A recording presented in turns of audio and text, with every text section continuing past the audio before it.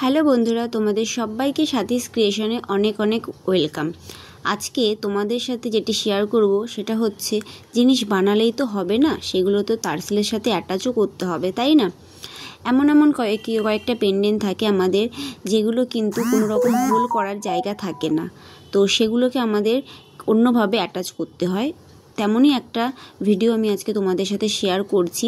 যারা নতুন নতুন কাজ করছো, আশা করি তাদের একটু হলেও হেল্প হবে। তো দেখো, আমি সানফ্লাওয়ারটা বানিয়েছি। এবার এই সানফ্লাওয়ারটা এই টার্সেলটার সাথে অ্যাটাচ করব।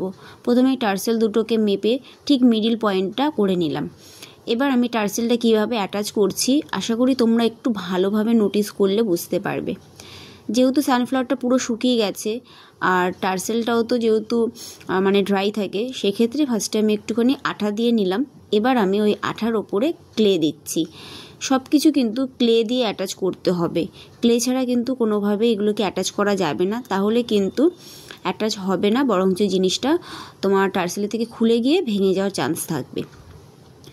দেখো, ক্লেটার আমি যেহেতু টার্সেলের উপর আঠা দিয়ে ক্লে দিয়েছি, তারপরে সানফ্লাওয়ারটা দিয়ে ভালো করে চেপে ক্লেটার সাথে লাগিয়ে দিয়েছি। এবার আমি সেমভাবে ব্যাক সাইডটাও কিন্তু দেখো আঠা দিয়ে ভালো করে ক্লেটার সাথে আমি এটাকে লাগিয়ে দেব।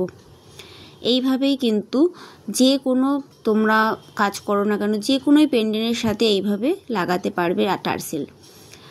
তো তোমাদের এই ভিডিওটা দেখে যদি একটুকু হেল্প হয়ে থাকে অবশ্যই কমেন্টে জানিও, আর নেক্সট কী ভিডিও দেখতে চাও সেটিও কিন্তু কমেন্টে জানাতে ভুলো না।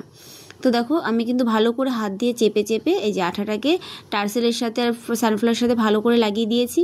এবার এটা কিন্তু ড্রাই হয়ে গেলে একদমভাবে রেডি, তারপরে কালার করে নিলেই হয়ে যাবে। তোমরা কিন্তু সেম জিনিসটাই কালার করে নেওয়ার পরেও কিন্তু এইভাবে লাগাতে পারো টার্সেল। আজকে মতন আসি, কেমন লাগলো অবশ্যই কিন্তু কমেন্টে সবাই জানিও।